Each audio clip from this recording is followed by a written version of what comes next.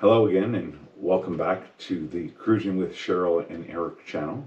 Today we're going to talk a little bit about navigating the vast ocean of cruise etiquette.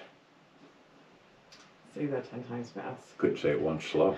The essence of a memorable cruise is not just in destinations, but also on how we travel.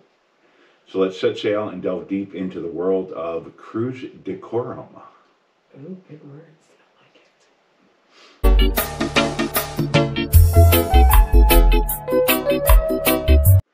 Tip number one, valuing the heart of the ship, the crew members. Every smile, every perfectly made bed, and every delicious meal come from the tireless efforts of the ship's crew, recognizing that their dedication can enhance your cruising experience. It's essential to approach them with respect and understanding. After all, they are the backbone of our voyage and deserve gratitude and patience, especially when things don't go as planned. Excuse me. Tip number 2, buffet manners. Always get a fresh plate. Cruise buffets can be absolutely amazing, a smorgasbord of flavors waiting to be explored. But there's an unspoken rule, hygiene. Use a fresh plate each time, ensuring you're not only safeguarding your health, but also contributing to a clean and pleasant dining environment. Think of it as an ecosystem. Each action can affect everyone on board. Tip number 3, soaking up the sun. Chair etiquette unveiled. Ooh-wee. The allure, of poolside chair under the sun is undeniable. However, claiming the chair you want for hours isn't fair play. It's essential to respect shared spaces and allow everyone a fair chance to enjoy the amenities. Being considerate in these communal zones ensures a harmonious and happy atmosphere for all. Recent comments from fellow cruisers suggest that several of the major cruise lines are finally beginning to weigh in on this issue. Seems like some of the ships are taking belongings and towels off of chairs that have been unused for more than 2 hours and placing those items in a secure area. I know this is a much discussed and heated topic. Personally, I'm happy to see the cruise lines stepping in to curb the chair hogs. Tip number 4, mastering the waiting game. Patience is your best companion. Being on a cruise ship means sharing spaces and experiences with hundreds, if not thousands, of fellow passengers. Occasionally, this leads to lines. Instead of viewing this as an inconvenience, consider it a chance to strike up a conversation, enjoy the surroundings, or simply revel in the anticipation of what's coming next. Patience truly enhances the cruise experience. Oh, standing in line is always my favorite time to chat with the people around me. We meet the most amazing people that way. That's true. She does chat with everybody. I do. One time it was a wall. mannequin. Yeah.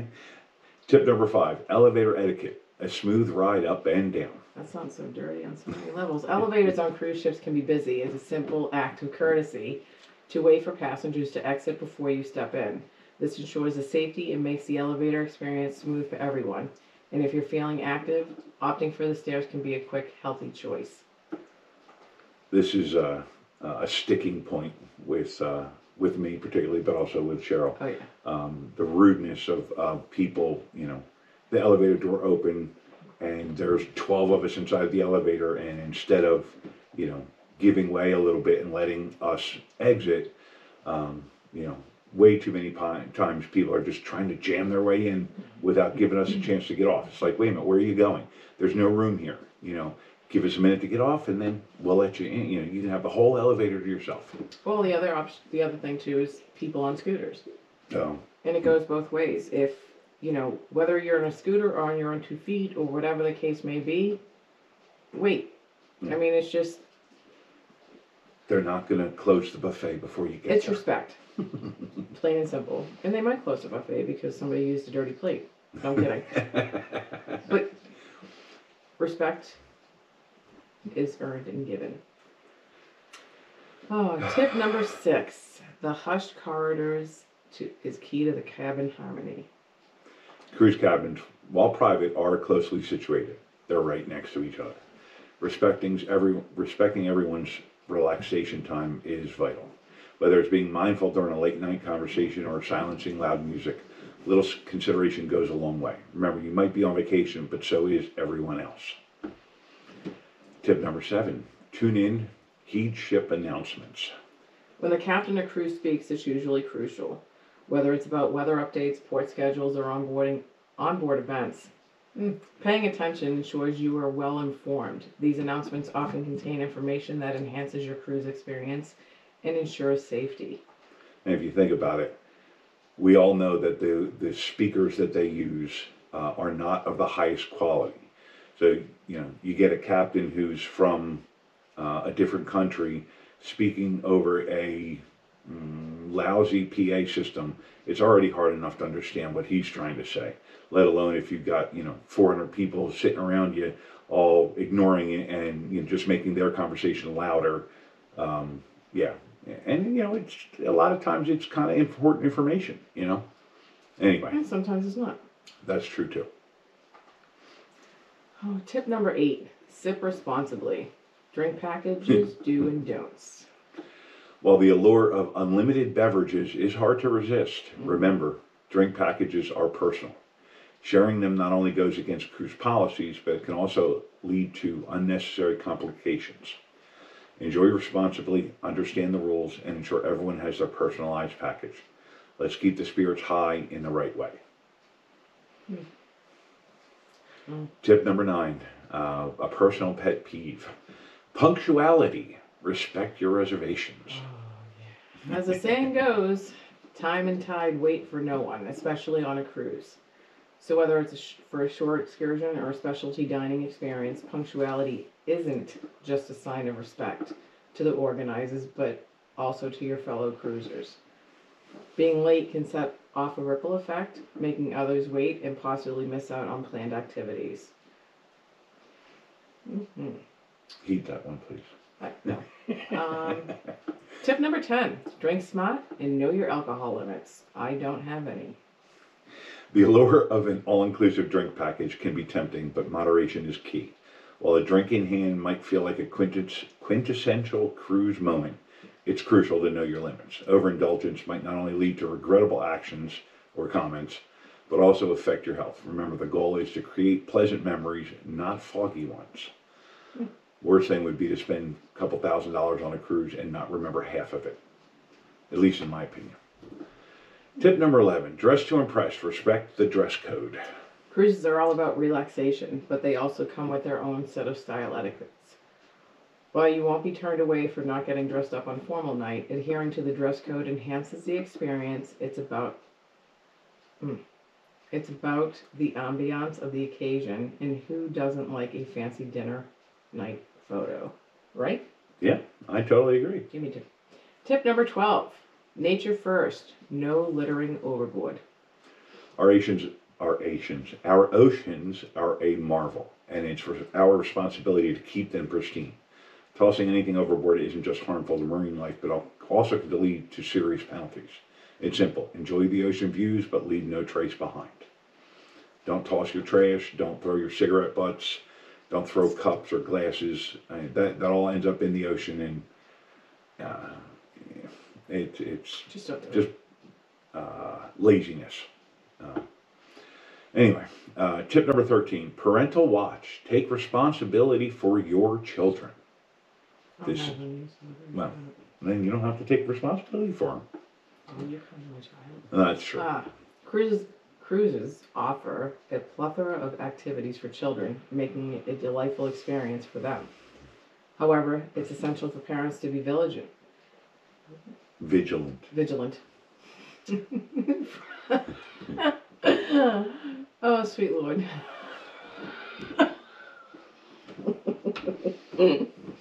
I haven't had my drink package yet. Anyway,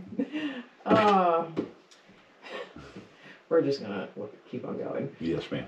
From ensuring they adhere to curfews to making sure they're safe by the poolside. A watchful eye ensures their safety and respects other passengers' peace. It's no fun if you're trying to enjoy your vacation and how can I say this politely? You can't.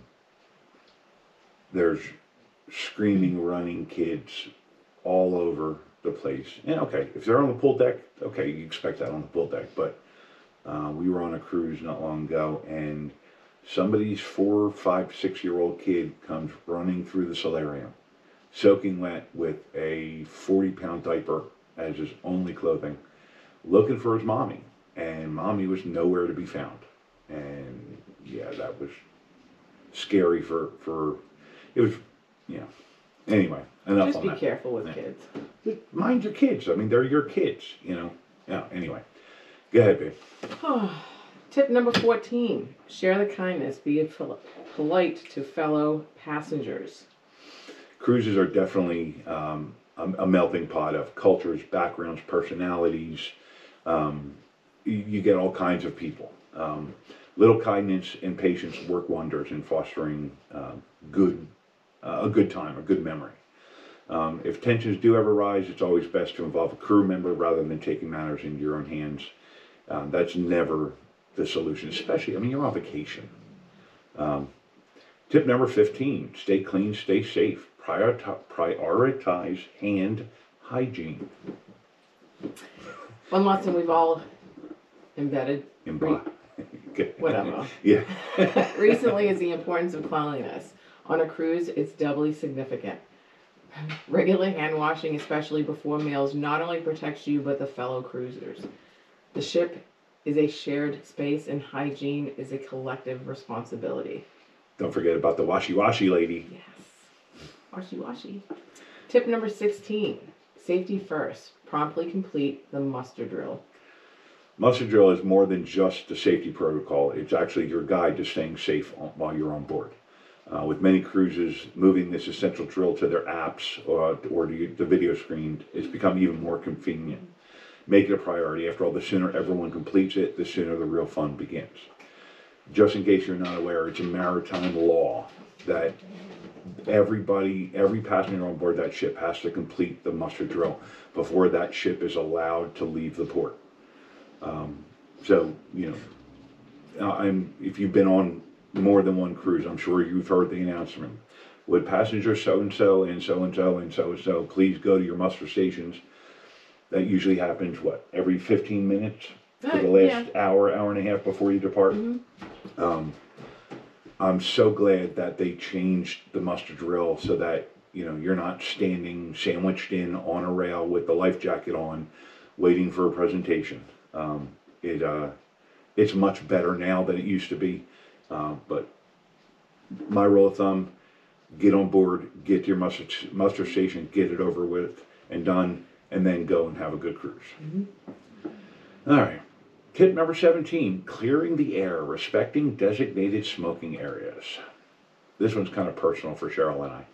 While cruises aim to cater to everyone's preferences, it's imperative to respect communal boundaries. Designated smoking areas are in place to ensure non-smokers can breathe easy.